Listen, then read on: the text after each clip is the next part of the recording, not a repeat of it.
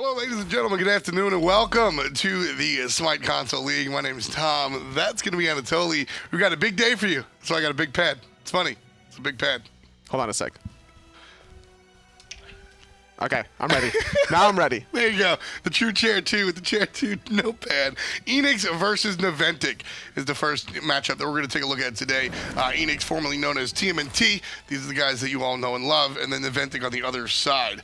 Rival will take on Era Eternity. And then Starboys faces off against Elevate. More notable players onto Eanix's side. You got Predators in the soul lane, Auzrik in jungle, 50-meter fly for that mid-lane matchup. But in North America as well, later on today for match 4, it's going to be Astral Authority against Obey Alliance, that defending champions from spring. In match 5, strictly business against Soar. I'm really excited about the fourth matchup as well. I think Astral Authority Obey Alliance is going to be a real strong one. A lot of talent on both of those sides, so really eager to get those games underway. No pun intended, Obey formerly eager. But now as we get into it, like I said, Eanix versus Naventic. Europe is going to be pretty exciting. What are you looking forward to about this one? I'm looking forward to see how Naventic stack up to such a talented team out of Eanix. These players have been around the block for the SCL for quite a long time. You're looking at Predators in that soul lane that just loves to be a bully inside of your phase whenever he has the opportunity to. And it's going to be very important for Stunwave to see how he'll respond. Yeah, Stunwave is definitely, I really like what we've seen out of him so far. The God Pool has been interesting. What do you like the most when he brings it out?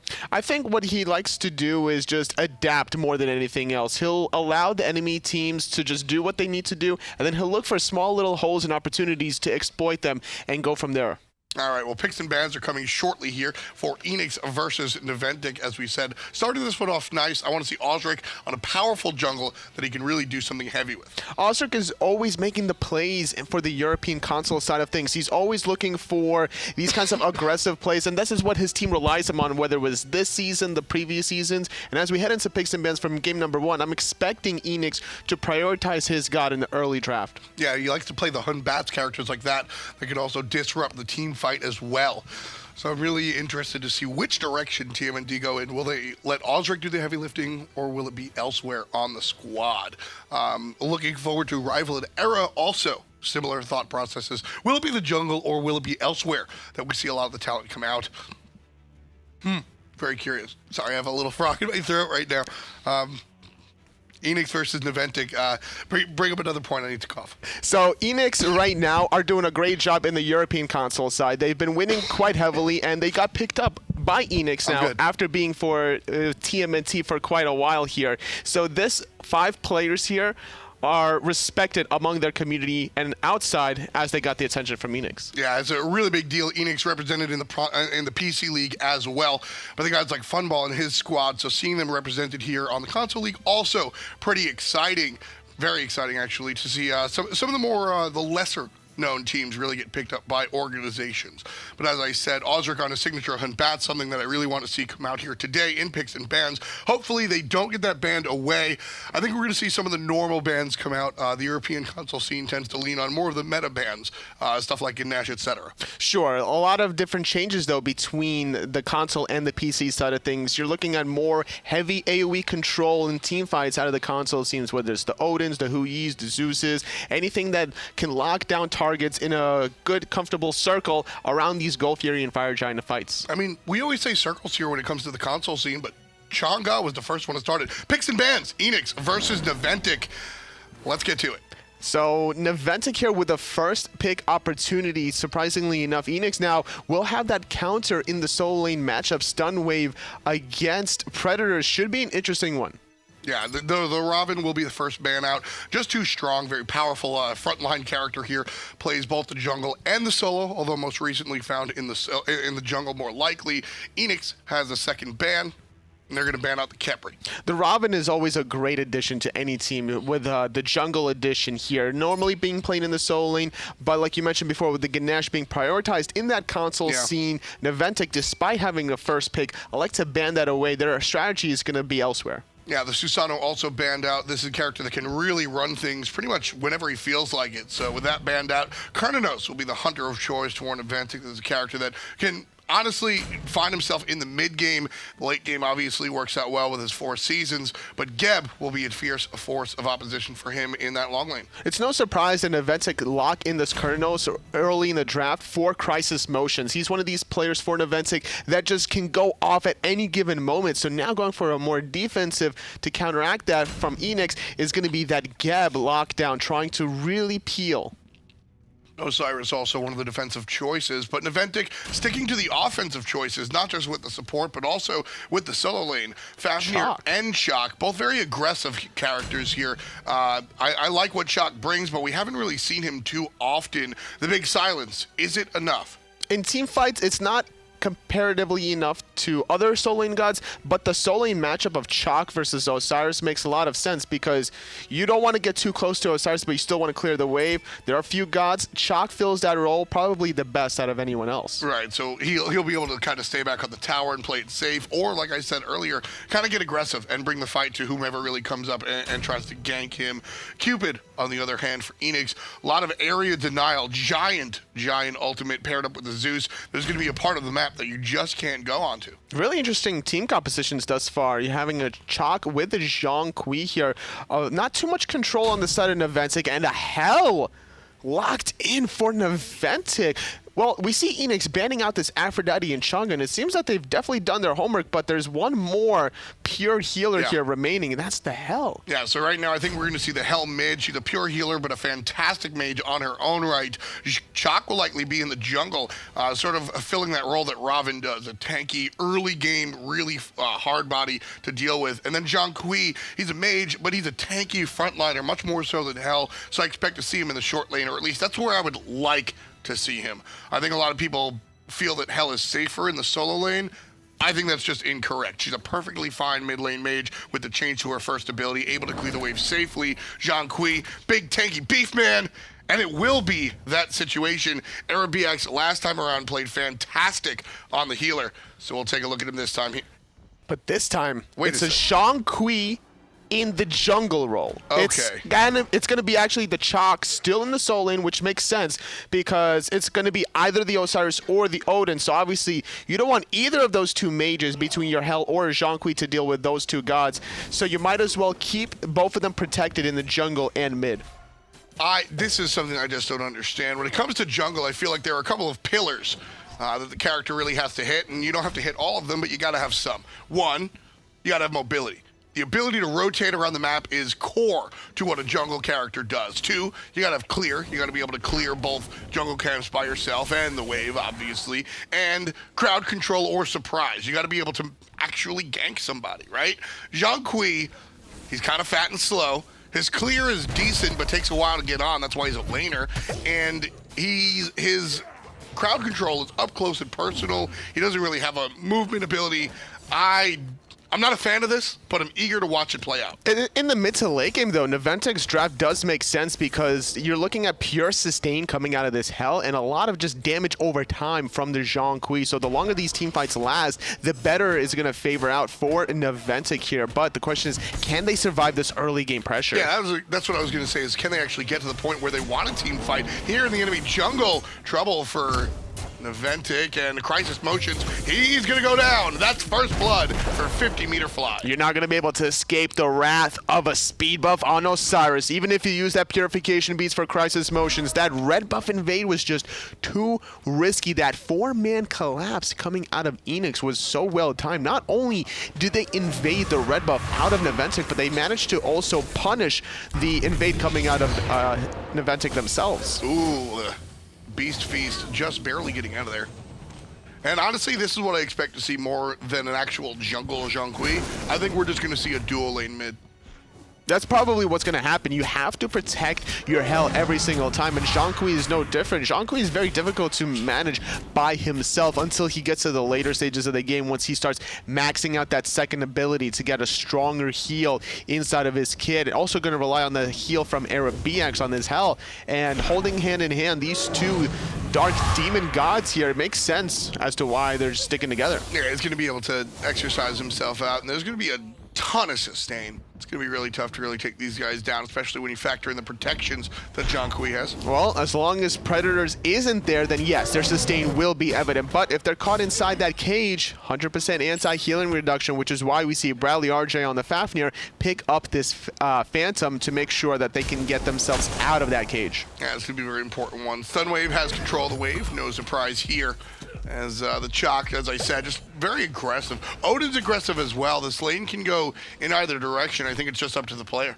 It just depends on the patience out of the Chaac as well. He could easily start poking out Predators to wait for after the Bird Bomb combination, avoid the damage initially, and then look to clear the wave and hit the Odin at the same time. And considering he has that Rain Dance, he can always win these trades. Well, here comes Hell up the mid lane, whereas already Zhong in trouble. No Phantom available. Beast Feast, he's going to get eaten. Number 2 for Eanix. Just no vision on the right side of the map this early in the game, not even at the 4-minute mark, and that's why it was so easy for Predators to catch this Zhong just slipping. Welshbeastq going to receive a nice little shield from DineOhSaw to protect his life, but without BradleyRJ in that mid lane, it's just going to be rinse and repeat. Every single time Predators rotates, he'll find a kill on either XBeastX Feast 35 or Eribiiax every single time. Yeah, very important. However, left side, we just applauded Geb for being defensive. Now he's being offensive. Nice stun out. Welshbeastq gets the kill, but the dash away from Bradley.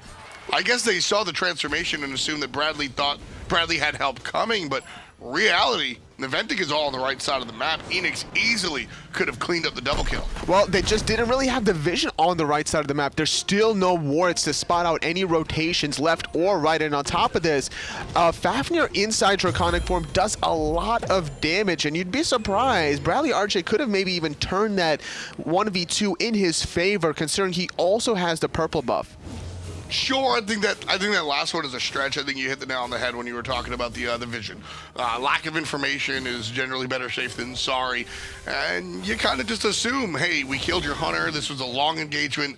Somebody has to be coming, right? Oh, and here comes Predators, but BradleyRJ this time around is available for that Phantom. Needs to be making these very clutch rotations to keep his mid laner alive along the jungler to get to that mid game once these two gods really start doing the sustain and damage that they need. Here's the issue though, Toli, is that Phantom is a longer cooldown than the Odin ring. Yes. And so you're going to get about 2 Odin rings for every 1 Phantom activation. So yeah, you walked out of it that time.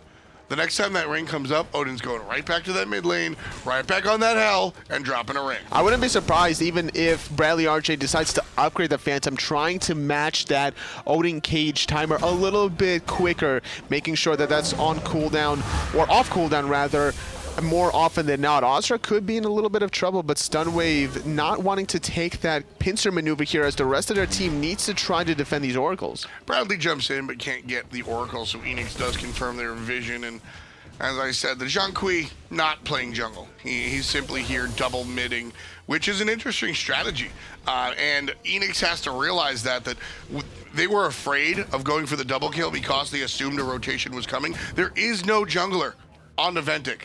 So they don't have to really be afraid of that jungle rotation. They have to be afraid of the full mid rotation, which is something that's a different conversation, but it's going to take longer for those rotations as if a jungler is hanging out in the in the wings. Another small factor that we overlooked during that little 1v2 encounter was the fact that all of their cooldowns from the Cupid were already not available to be able to clean up BradleyRJ that was just transforming into that draconic form. So better play it safe than sorry. There's no reason to take unnecessary damage if you're not going to confirm the kill anyway. Right, but exactly. At the same time, you've got to sort of notice, ooh, nice counter ultimate from Sunwave, your opponent's strategies, pluses and minuses, and keeping in mind that there is no jungler. Eanix goes right for the Gold Fury, which could be troublesome. Here comes it in, and it's stolen. Naventic takes it away. End the life of DineOhSaw. Eribiiax launches the magic missile, heals his team up, and snatches away the objective in the lead. Naventic up 1,200 gold. Level 8 Zeus with pen boost, just not enough to confirm the damage against the Wild Hunt out of CRYSIS Motions. Great plays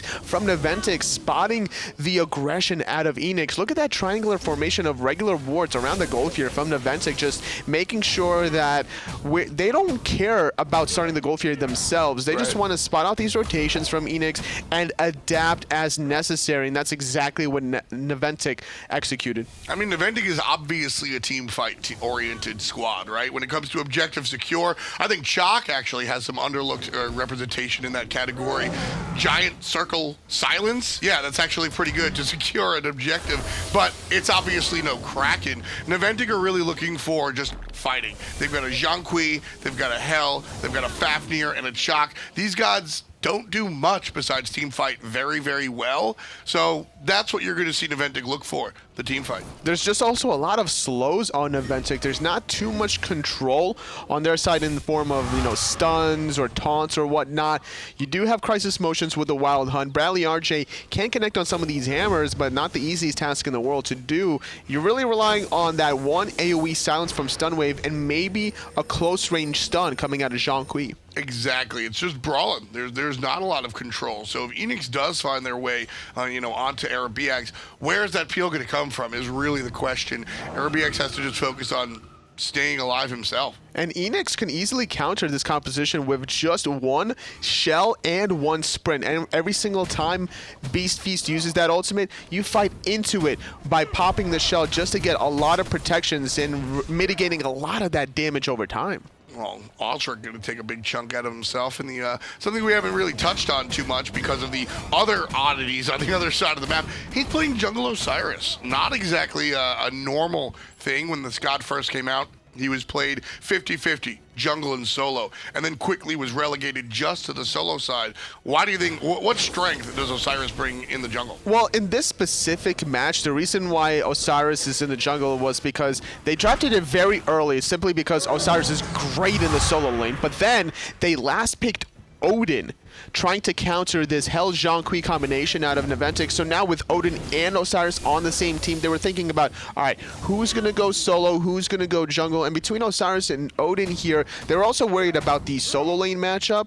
And Osiris, if you're not going to find a winning matchup for Osiris, you might as well stick him in the jungle to make everyone's life a nuisance. So does Osiris lose against Chaac or Zhong? He doesn't lose against Chaac, but he doesn't win it either. Chaac can clear very safely. Against Zhong, yes, Osiris will win that matchup, but it seemed to me that they were prepared for a Chaac in that solo lane instead of a Zhong. Yeah, it seems that Naventic have run this before. The no jungle 2-2-1 strategy so far has been interesting. Right now, they have the lead. They stole the gold Fury away from Eanix, so it's about a 1,500 gold lead, if I'm not mistaken. And Naventic making it work here. Very interesting. Because, like we said before, the question is much less about will this team do well later on. The answer is obviously yes. Look at the team fight prowess. But can they actually get to that point is a different question. This laning phase is pretty much just, if they escape it, Naventic have a very good chance.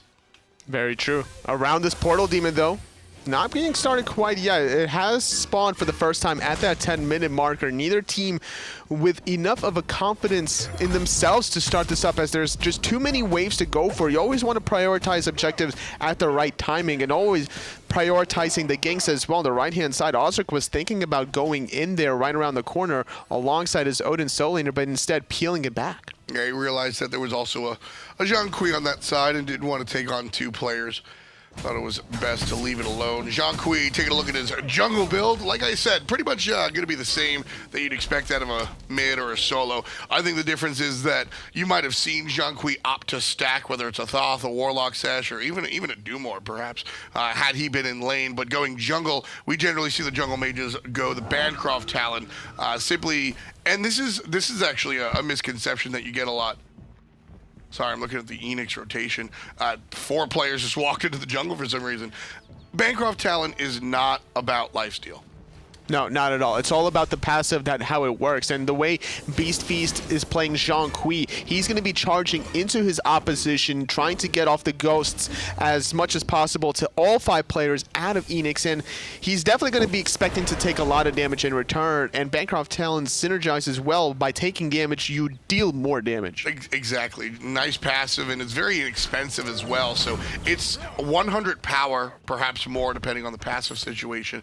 And it comes online very quickly. Book of Thoth, you don't actually need to stack it. All the power is front-loaded. The power off of the stacks are actually kind of just icing on the cake, but that's a more expensive item than the Bancroft Talent, which is why we see the jungle mages opt for Bancroft, because it makes them more effective earlier on. That's the whole point of ideas and itemization choices for a lot of these gods here. Working on the Dynasty Plate Helmet originally was Eribiiax, but then realized he didn't really need it for the physical defense because Beast Feast was the one that was targeted originally, so he opted to hold off that defensive option to now finish off that Book of Thoth and try to get that extra mana online. Rotation from Sunwave could be good, but won't be. I thought we were going to see an engage in the mid lane from Naventic. So far, all of the engagements have been on Eanix's terms, and perhaps that's why the scoreboard reflects 3-1 Eanix so far, despite the gold lead being in the other direction. But Naventic right now, 14 minutes, 2 items on the Zhong, Eribiiax starting to get there as well, finally finishing off that Book of Thoth. Right now is not their ideal moment, but they're starting to really become powerful here. And the thing was Stunwave's rotation, it was just more of a counter aggression, just to see if Eanix would pop off around that mid lane, because you can't force a team fight and dive that tier 1 tower this early in the game, right, with everyone still being healthy on Eanix. It's just not worth it. And because there's just a lack of control out of Naventic, that's what they would have to do. They would have to dive that tower if they wanted to confirm a kill. And, well, I mean, you know, when you think about it, Zhong during the ultimate is one of the better tower divers in the game, even this early on. He's got the natural protections that come out, and then, of course, the ultimate's going to boost that, and he's just going to look very, very strong, able to tank the tower. You've got some healing from Eribiiax as well. So, like I said, it's not the ideal moment right now at 14, but this is when they should start thinking about making a move and start plotting their next situation. It just seems to me like they're waiting for that true power spike between this Hell and Zhong. We saw Hell just instantly clear those left side mid harpies with 2 abilities, and that damage will certainly translate into these team fights, and not just the damage, but the sustain that she's going to be able to provide to her teammates. Maybe also could be waiting on that second relic out of BradleyRJ before they start grouping up and maybe go for these Gold Furies themselves. Yeah, it's a big deal, whether it's going to be the shell, meditation, or otherwise, right? That's certainly an option. One more level for BradleyRJ before he picks up that second relic, and we'll see if that's when Naventic really want to go ahead and fight. A lot of Fafnirs have been picking up the girdle belt to be able to be super offensive. You amplify a lot of people's attack speeds, the penetration and whatnot. And I wouldn't be surprised if that's something that he goes for, considering that there's already enough sustain on his team with just Eribiiax alone, so you don't really need meditation anyway. So I would like to see him go for that girdle. Yeah, I was going to say the same thing, actually. Looking at the rest of the squad, everything's kind of covered. Just get that frenzy and hit even harder. So whether or not that'll be in the cards, we'll see right about now, actually. Bradley going back to base. The Phantom already picked up the second relic. Will it be the Frenzy or something more defensive? Or maybe even the Bracer, thinking selfishly. Bradley's taking a moment to think about it as well. Picking up the Iron Mail right now, working towards that sovereignty, and has completed that second relic on the Frenzy. Is going to allow his team a lot of extra penetration, attack speed, and it's just going to be a great objective control relic to burn objectives quicker and just win team fights, especially once he goes into that draconic form for that AoE coerce, just to augment everybody's attack speed. Yeah, now Naventic are able to really make their move here. Bradley going to head back to base and Beast Feast again. I want to celebrate this fact that they did something different. Now, the Zhong does have the mask. He did not jungle. He duo mid. This was a 2-2-1 this was a 2-2-1 strategy. Absolutely. And it's been kind of fun to watch this work, because basically their job was to just stop Eanix during the laning phase. I think the problem with Zhong jungle was that if he gets caught in the jungle against an Osiris, then he's gone, right? So he can't really leave the lane expecting not to get followed, right? So that was the whole plan. It's like wherever Auzrik is, I'm going to be there in the mid lane. If he's not visible on the minimap, and if he's going for his speed buff, I'm going for my speed buff. That's the only time that there's a safe period for a BeastFeast to get his own buffs. Yeah, there was no, and you know, you got to applaud Naventic because they didn't lose anything by not having a jungler. They are ahead pretty much because of the stolen Gold Fury, and Eanix realized that, all right, well, we can't really go for that Gold Fury against this squad. BradleyRJ coming around the corner. That was also a very important steal for a multiple use of reasons, because Eanix, if they got that gold for it, they wouldn't be super far ahead at this point in the game, but that would give them the confidence to maybe go for that second gold fury and keep trying to extend that initial gold lead. But because they got that stolen away, now Eanix is dissuaded in even attempting to go for this gold fury, no matter how many Sentry Wars they might have around that side of the map. Yeah, it's just, remember what happened last time, and then it's just going to get worse. Hell, Zhong, these are characters that are not early game characters by any stretch of the imagination. Unfortunately, it just seems that Eanix might be getting into their own heads by not going for this objective fight because of all this damage over time from BeastFeast. Eribiiax going to get caught up in the ring. Bradley right outside, does have the Phantom available, so Eribiiax can walk right on out. Here comes the burst damage from 50-meter fly, and he puts down Eribiiax. Trouble in the mid lane, nice play by Eanix. What happened there? The Phantom wasn't close enough? The Phantom wasn't close enough. On top of this, we're also seeing that Aegis was a little too slow. The primary source of that damage was from that initial bird bomb coming out of Predators, and it wasn't negated. Big problem with that Phantom. Got to fix that one for the future. Eanix drops down this Geb stun and Welshbeastq ultimate at the same time. Still don't get a kill. Here comes the counter initiation from Naventic.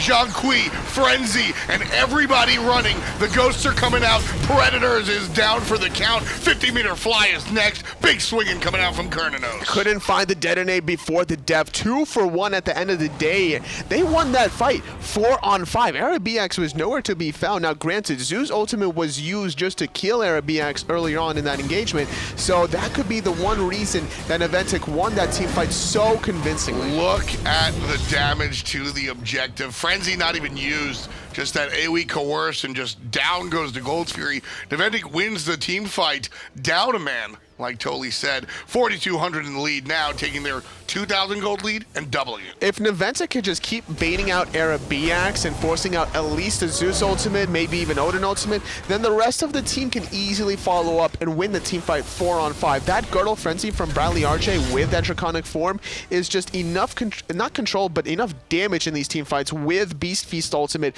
to be able to turn the tides in their favor. BeastFeast on the Zhong. The ultimate is just such a chaos creator. He walks in, and whatever plan Eanix had, everybody runs. It's basically a fear no evil. Everybody runs away in different directions, trying to get away from Zhong, who's just sitting there like, wah, and just letting it rip. That's why I was saying how Eanix would need either a sprint and slash or a shell to be able to battle against BeastFeast on the Zhong, but it doesn't seem that anyone really respects the true potential out of this mage. Yeah, I mean, we do have the 2 shells, and that was the go-to. Those are the go-to stops for the Zhong, right? Out come the ghosts, out come the shell. Zhong feels sad. But when you combine him with the other mages on the squad, I think this is an interesting draft coming out from Naventic. Even if the Fountain Phantom was available, it's not going to be there this time. Eribiiax falls down to Auzrik. I can't find my words, but the mage can't find his friends. Down goes the hell, and the mid lane tower going to suffer the same fate. There just needs to be more vision around that right side of the map. These rotations coming out of Eanix just catching Naventic slipping around. BeastFeast taking a decent amount of damage as well. Big damage, actually. Bradley going in. And there's going to be the transformation right into the Cupid ultimate, right after the Geb ultimate. Bang! Down goes the support player. Looks like BeastFeast could be next. Jump in, jump down. Predators on a tear. Hits him with the taunt, 2-1 and 3. For the Odin. Well, this time around, not winning the team fight, could not find the grouping that Naventic really needed, and Eanix are just running away with this one now, finding the tier 1 mid, going for the tier 2. Could even look to put pressure on this Phoenix in a 5-on-3 situation, but instead, peeling it back a little bit. Looks like they're going to go for Fire Giant. Yeah, Eanix played this perfectly. Naventic have a very strong teamfight team. We've highlighted that a number of times. So how do you beat that, Tully? Especially as the game gets later and later. You find the isolation players. You grab Hel by herself. Make sure that Eribiiax can't find his friends. Put him down. Then one by one, take care of the rest of the squad. The Lotus Crown, just not enough protections necessary for Eribiiax to survive against that initial burst. Now looking for probably a Mail of Renewal here, trying to get more cooldown, or a Shield of Regrowth rather, just to be able to be more mobile. Now, despite not being able to heal during the Odin cage, you could still get the heal off and get the extra mobility to be able to just dance around. Yeah, you know, this Lotus Crown is interesting. It offers, 30 power, 60 protections if memory serves, and really, it's 20 protections on the heal. And in theory, protection off of a heal sounds very good. In practice, I'm not sure if the 30 power and 20 prots that you get from the heal is enough. It just depends on what else you get besides from the Lotus Crown, right? Because you're looking at the auras from BradleyRJ. These protections are going to start to stack up as long as you're close to your support. You have the Gauntlet of Thieves, you have the Sovereignty, so that's a lot of protections if you look at all three items combined. Sure. It just brings out the question, because you do want to have a spot in the build for your Shield of Regrowth right there for the movement speed. Rod of Asclepius, you still need Rod of Tahuti, and you need some penetration, because when you're playing the Hel, you're also offensive. Hel is a character where you need 7-8 items. I mean, you don't really need Rod of Tahuti on Hel because her base damage is still there. The scaling is not entirely necessary. Rod of Asclepius wouldn't be a bad idea if you're trying to go for a utility style. As long as Beast Feast brings the damage and the pain out of the jungle, you don't really need the damage out of Eribiiax. You just need the utility. I guess, but at the same time, Hel is a mage just like any other. Sure. Why not have the, I'm very curious to see where this build goes and how effective it'll be. However, Welshbeastq getting the better of CRYSIS motions here in the long lane. Just Hearts will out-sustain the natural heal from that spring season. Rotations. Auzrik going in, trying to get off some poke damage from Eribiiax, but in the backside alone is Predators in the cage. And that's going to be trouble for CRYSIS motions. Dashing forward, avoiding the jump. Nice job from Cernunnos right there. And Bradley going to look for the defensive option. Tier 1 tower already down. Zeus drops the ult on 3 players. Big detonate if it comes through, and it does. Welshbeastq puts down Beast Feast, and Beast eats Beast. Down goes the jungle Zhong. 50-meter fly with a great Zeus ultimate, just cutting everybody from Naventic. It seemed to me like Naventic wanted to take that fight, but we're so deterred from that one ultimate going in now with Stun Wave with a nice Chaac ultimate. Everyone else trying to go for the tower. Predator's taking out Bradley. Eanix completely grouped up, silenced with the Chaac ult, and just not enough damage. Eribiiax is going to be able to stay alive here, totally, but this is what I was talking about. Nice basic, able to find him through traffic. CRYSIS motions gets the kill, but that's what I was talking about. They could chase this. They could easily chase this in a 2v4 situation. Look how low everyone is out of Eanix, and now with this teleport from Stunwave on the back end side, this could be a nice turnaround. Stunwave getting at least a kill here, although DineOhSaw shields himself, so that's going to prevent that from happening. Predators is dead, guaranteed here. Oh, he jumps away, but Stunwave, he's too busy chasing out the Geb. DineOhSaw is able to run away here. Eribiiax missing out some of his abilities. Missing all of his abilities. Can't find it. Still going to chase the tower, doesn't realize Welshbeastq is here. This could be toast as 50-meter fly. Going to meet him around the corner as well. Here comes Stunwave, extended engagement. Eribiiax going to heal up. And going to keep himself alive. Crazy stuff out of the Hel. Just as long as she doesn't get bursted down under that Odin cage, this is exactly what is going to be happening in the team fights for Naventic, is just this consistent poke damage out of the Hel. Predators, though, making this rotation. Hel is less than 50%. Gonna look towards the tower. Hel gonna get jumped on, get hit by the damage out of the shield. Narrowly avoiding the Geb, however, still stuck here in the ring.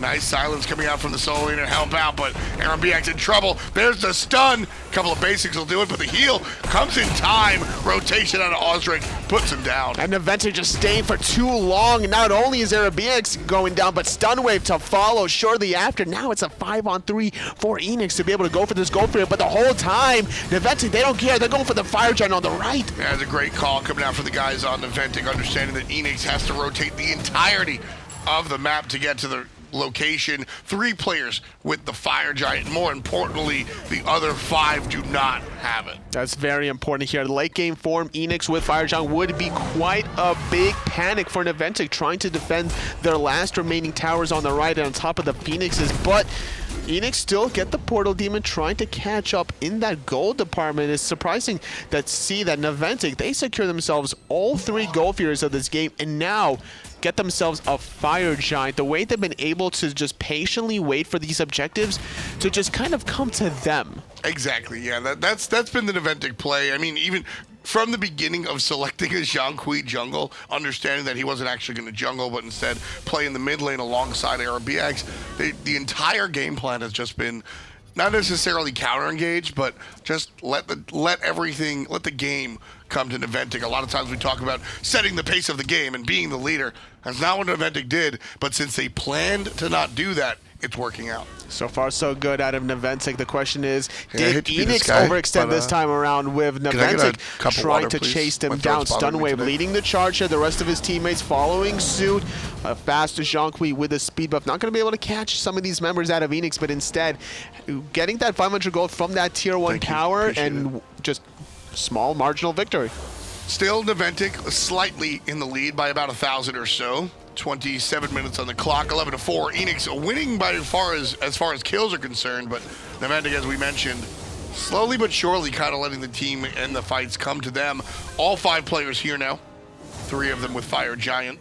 And this is a great game to demonstrate how important objectives are over kills here. Predators just baiting out the Phantom while Stunwave goes in the backline. You can win in the kill department, sure, but if you get objectives, that's way better in the long term. Even still, just 1,000 gold up. There's the initiation. Stunwave all the way to the backside, but Cupid drops the Fields of Love on the front. Predators in trouble, half HP. Big damage out of the game as he finds the stun, separating everybody else, but it do not matter. CRYSIS MoTioNZz takes down 50-meter fly. Big heals coming out from the mid lane hell, and quickly CRYSIS MoTioNZz has to join up. He's gonna fall. Oh, Beast Feast is taken out by Welshbeastq. The hell was just too far as she was getting zoned by the Osiris earlier on. Now Auzrik could be in a little bit of trouble, but not finding the soul is Eribiiax. Teleporting back into the thick of things is Predators. His ultimate is back up. That's a very short cooldown. Yeah, and everybody has to be careful. Eribiiax has to realize that ring is up, and he's stuck in it right now. Jumping on top, Aegis is activated, avoiding the damage from the bird bomb, but the tower's on Eribiiax, finally falling down, both the tower and the Odin ring. Naventic get what they came for, and they've got to find a way out. They're trying to find a way out, and they will do so successfully. This Fire Giant buff sustain is so good for them on top of this hell healing. Osiris, we see Auzrik initiate that team fight by trying to dive the hell, keeping her very busy in that whole action. The Odin ultimate was used very early just to bait out the Phantom, which is why we saw Auzrik focusing out Eribiiax the whole entire time. I mean, Eribiiax is the cornerstone of these team fights, and a lot of the older console players can remember that once upon a time, when the console league first came out, Hell was the character. And if Hell reached 20 minutes, you just auto-lose. That's not the case any longer, but Hell is still the cornerstone of these team fights. As long as Hell is alive and has mana, which is why the Book of Thoth is the itemization choice that the mid lane Hell went, she's going to be a problem for Eanix, because all of the other players are just going to stay alive, thanks to the Hell. It's going to be such a great team fight for Naventic, as now both the Zhong and the Hell reach that level 20 form, working on their 6 items here. A lot of different options here for Eribiiax to go for. It could be the Chronos Pendant, could be that Rod of Tahuti, depending on what he wants. The cooldown reduction is nice, as he has that Spear of Desolation and the Shield of Regrowth. The question is, does he want to max out his CDR, or if he wants that extra magical power? I think he needs the actual power here, totally. Like I sort of lamented my issue with the Lotus Crown. I think it is working with big picture in mind, but more power is definitely where I'd like to see. I think we are going to see the Rod of Tahuti, and especially with the Spear of Desolation. I love the way that this side works along with what Hell's going to do here. Kind of a little bit of everything, and right now that's kind of what she's trying to bring. A lot of damage being dealt onto both of those tanky targets here. Doesn't seem like that much, but those are some high numbers with high health pools. Trying to find the Blink. Predators catches 3. And that's going to be the Phantom choice one more time. Fields of Love dropped as well, though. Not sure if that was what he wanted to happen. Great Geb ultimate, and that could turn it for Eanix. Predators gets 1 kill. Everybody to the back line looking at Eribiiax. Auzrik so low after he dove that, but as well as BradleyRJ, both of these teams are disengaging, but not Welshbeastq. He dashes in, he finds CRYSIS MoTioNZz. Predators jumping into the back line onto 2. Auzrik with the tether stun trying to find Eribiiax. That's going to be 3 dead on the side of Naventic. So that's going to be the other side of the coin, the other way to take care of hell. Welshbeastq still on the chase. Bradley avoids the heart bomb, but can't avoid all of the basics. Welshbeastq, and everybody just QQing. So there's 2 ways to take care of the hell, Tolly. One way is going to be focus him down, take him down yourself. The other way to take care of a team with hell is to separate her from the rest of the squad. Oh, I thought for a second that Eanix was going to try to go for the end there with only stun wave up, 10 more seconds on Beast Feast, but using this nice opportunity to guarantee themselves a better position for the victory here, using these respawn timers to get 2 Phoenixes and have enough time to be able to go for this Gold Fury. You're no really problem quiet. at all for Eanix. They could even go for the Fire Giant if they really wanted to. Fire Giant is going to be a nice look. This with everybody sort of back to base, Fire Giant available. This is at least a Fire Demon Portal Guy Junior man, right? Official term? Something like that. It's been a while. It's been a while since we had one of those, but the Portal Demon, at least, going to be an option for Eanix. Still need to find some responses, though, for Naventic here. They're not behind gold-wise at all, so they're not worried in terms of fighting into Eanix here. Even if they have Fire Giant, they just have to be more calculating about engaging against Predators with his Odin Cage, Auzrik with that Lord of the Afterlife, because those 2 anti-healing options is making it very difficult for Eribiiax to get off what he needs to. Naventic played it right, in my opinion, the first time around where we saw that, where the Odin comes in, chases out the Phantom, and Naventic just backs off, regroups, and then steps forward and takes the team fight as secondary time.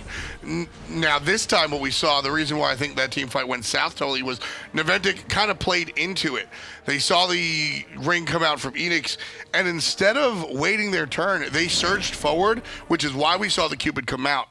I said in the moment, I said, oh, you know, like, it looked like that was the play where he just wanted to drop the ring. Why'd the Cupid ultimate come out? The Cupid ultimate, it was a hit confirm. That's what that is. You drop the ring, and you see. If they back off, we back off.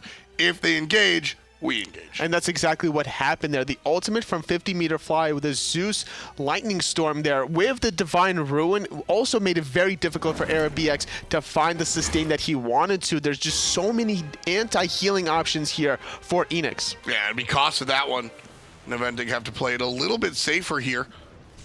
This is the team fight throwdown, though. The entire game has been based around these team fights. Gold has been pretty irrelevant for the entirety, separated by 2,000 at 4,000 at the maximum. And then we quickly saw that one come down. Eanix just trying to see what kind of strategy they can have to deal with this double mage. Despite being up 16-5 on the scoreboard, it just doesn't matter if they can't find this Fire Giant to close out the game. It's less than 50% health. Nobody from Naventic want anything to do with it. By having to defend their mid and left-hand side, that gave enough timing of a window for Eanix to get that objective for free. And because of that, they have, exactly, I always call it homework. Eanix just sort of gives Naventic homework. You got to take care of your Phoenixes, you got to take care of your base, and by pushing up the waves, that gives Eanix enough time to go ahead and take care of business. 34 minutes on the clock. Teams are basically tied here, but we got to show respect to a Fire Giant around the waist of Eanix. On the right-hand side is where they're located at the moment, and they're looking for their last Phoenix push. One last remaining Phoenix stands between Eanix and victory. Jumping, blinking into the backline. Predators finding one. Phantom not being used onto Eribiiax quite yet. Aegis will be popped, buying him a little bit of time. But Auzrik, he's not done yet. I like that decision. The jump in comes from the Osiris. It will delay the healing in the fountain, and he gets him away. Nice play by Auzrik, trusting the kit of the Osiris. He's going to trade his life for the dive, totally, but I like that play. Definitely worth it. They're training your jungler for the crazy amount of sustain out of Eribiiax, and on top of this, they get the right side Phoenix. So already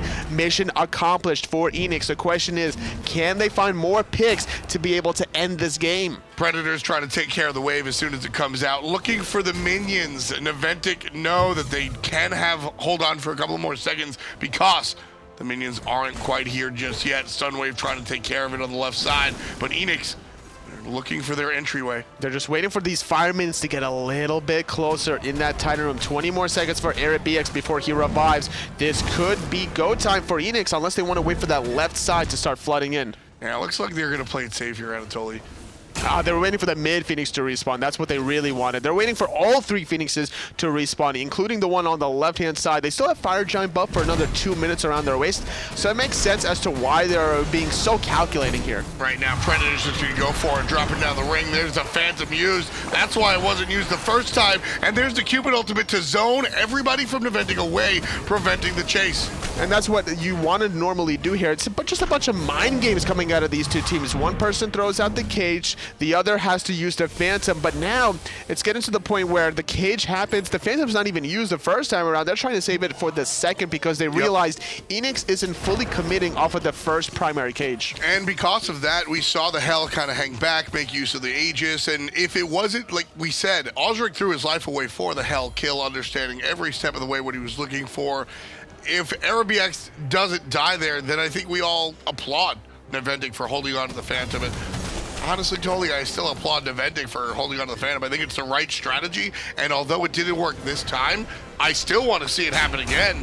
You just got to tip your hat to Auzrik. They just have such a great strategy in mind. Unfortunately, they couldn't execute it efficiently compared to how Eanix was able to counter-strategize them with all this anti-healing. The draft phase for Eanix was just so on point. You know, you have Osiris early on, and that's a flex pick, obviously, because we see him in the jungle. And then the Odin last pick to counter the Zhong and the Hell. And on top of this, they're not even done with anti-healing. Pestilence on Geb here. A Divine Ruin for a 50-meter fly. It's just non-stop focus on Eribiiax. And that's a big deal. I mean, Eribiiax won the games last week. Not only that, they also banned away the Aphrodite and the Chaac in the secondary ban phase, expecting some sort of healer out of Naventic. Yeah, this has been their strategy for the moment. Eanix, this time they used the ring to ring everybody out, and the Titan in.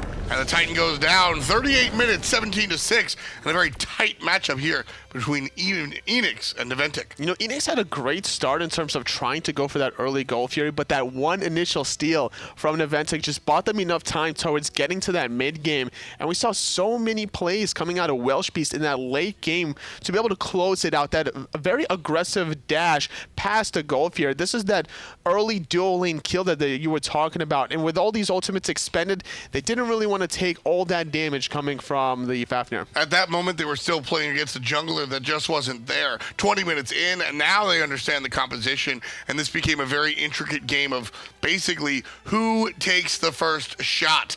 And Welshbeastq right here playing Han Solo, making sure he goes first. It was also the ultimates coming out of 50-meter fly. That one last encounter that we saw before this replay was that Zeus ultimate just zoning everybody away. Beast Feast was going in with the Zhong and ultimate, but nobody from his team could really follow up because of that one Zeus ultimate. Yeah, I really